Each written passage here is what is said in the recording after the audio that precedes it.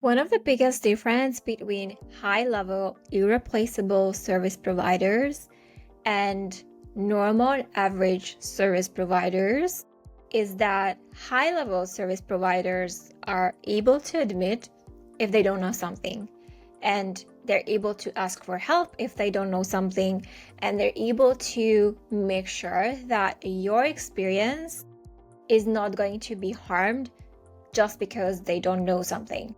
Where average and most service providers are, if they don't know something, they want to hide it and they don't want anyone to know, even if hiding if they don't know something will cost the client money. In this month, I want to talk about how to become irreplaceable in any business organization.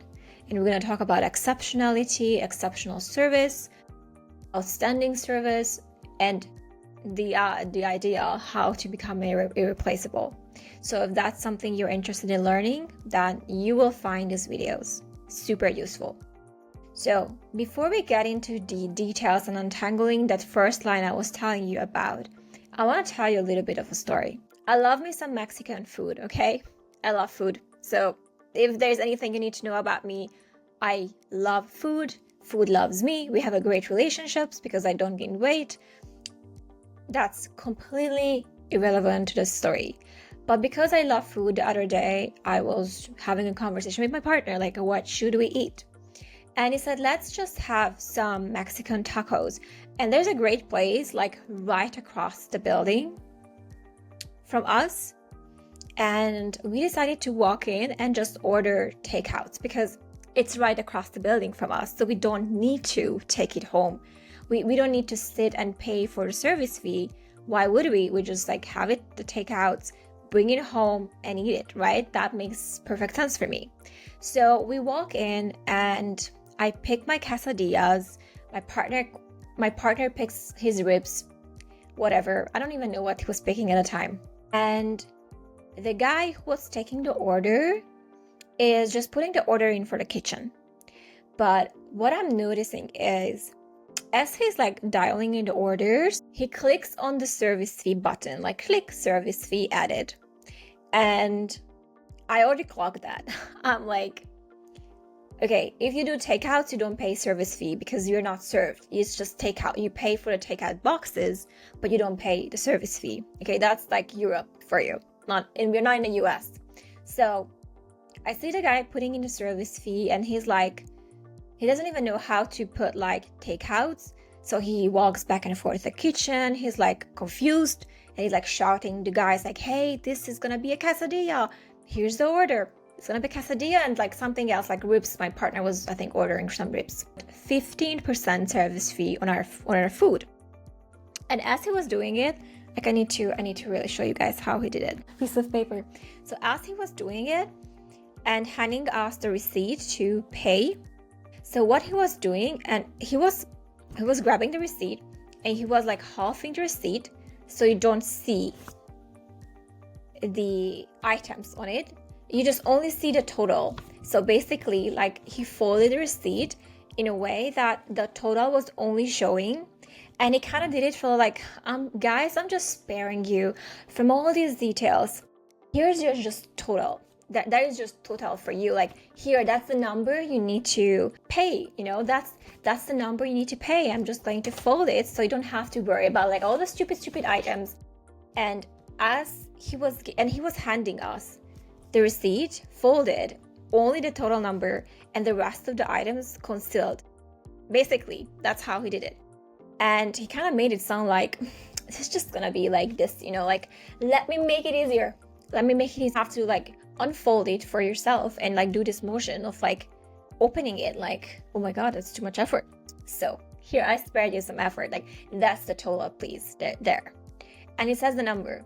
And I tell my partner in English, because that's like secret language, I'm like, unfold the thing and check it, please. Because I already knew that he put the service charge on top of everything. So instead of like leaving it like folded, like the guy was handing it to him, he was like opening it up and he was like, excuse me, why there is service charge? We are taking away the food. and we're paying for the takeaway boxes, but why there's service charge?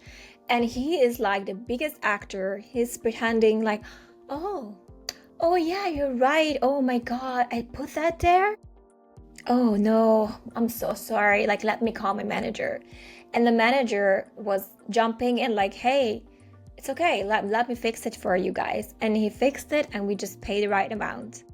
But the guy knew that he doesn't know how to not put the thing there. Okay? He was already confused. Maybe he was new. I don't know. And he knew that he didn't know. And he folded it so we don't catch it. Because honestly, at this point, he was thinking, I really don't know how to remove the charge or not charge you guys the service fee. But I don't know. I'm not going to ask. So I'm just going to try to get away with it and maybe get some tips out of it. I don't know. And so when we were pointing it out, like, hey, can you fix this? Then, the manager jumped in, then took care of it. He like stepped aside and he's like, oh, I'm sorry, guys. But he knew the entire time. I actually watched him do it. I was really wondering if this guy is going to fess up and say call someone because he doesn't know how to remove the service charge, or is he gonna really make us pay for it? And he made us pay for it. I mean, we didn't pay for it, but because he didn't know it, he would have.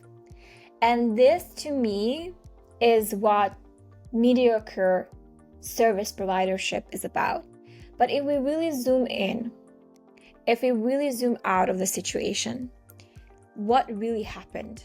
There was a service provider, in this case server, who didn't know how to do something. And instead of saying like, hey, I don't know how to do this, will you excuse me for a second while I'm asking my colleague to help me? Sure. Like, yeah, of course, you don't want to charge us extra. Like, thank you for taking care of us and looking out for us. So that's another thing. A high-level service provider would be asking for help if they don't know something, because what they are able to do is they're able to put aside their own ego. Like, what does that mean about me if I don't know something? They put that aside and be like, you know what? I don't know this, but I'm protecting my clients first. I'm protecting my customers first. So I'm not going to make them pay because I don't know how to do something. So you can go against yourself if you are high level, irreplaceability level, and admit that you don't know something and let someone take care of it. And let that not be, even if that means that there are some lacks and gaps in your knowledge, if the opposite of you not knowing means that there will be harm on the client. So there is this natural protective mechanism that us irreplaceable service providers have, where we look at the client experience, and no matter what, we want to maintain that. We want the client to be okay, fine, the customers not to get harmed, paid extra charge that they don't have to. Like, there is this higher focus on maintaining the financials, the protecting the finances, the protecting the experience of the client, even if that means that I might come off as stupid, or we come off as stupid, because I don't mind my clients thinking that I don't know something or thinking I'm stupid, so long as I can speak up and protect the client from the potential financial loss or experience, or that's where I can think of that. So when it comes to being exceptional and irreplaceable, there is this natural protective thing where I don't mind to be exposed that I don't know something, because my priority is that my clients are fine, protected, then we're not harming customers, like they are okay. As long as they're happy and okay and fine and protected, I don't mind to admit that I don't know something. And when we have like a vision, that when we shift the focus to ourselves as the service providers and think like, okay, me not knowing how to do the service fee charge removal, I'm just gonna ask for help, and that should be okay. And I can say to my customers as they are waiting, hey, can you give me a second? I just want to make sure you don't get charged. you can really walk then to your manager and ask them how to do it. And from that point, you know. So there is this natural protective mechanism that you can put there. So there, first of all, so let's recap. What are the traits in this scenario of exceptional and irreplaceable service provider? The ability to protect your clients' and customers' interest over your own ego. Okay, that's one. The ability to ask for help when you don't know something, even if that means that you might risk to be judged as not so sharp, you know, like even if that means admitting that there are gaps in your knowledge. So when it comes to becoming irreplaceable, we don't mind that we have gaps in our knowledge, because we know that in order for us to not have gaps, we need to know what we don't know. And when we know what we don't know, then you can work around it.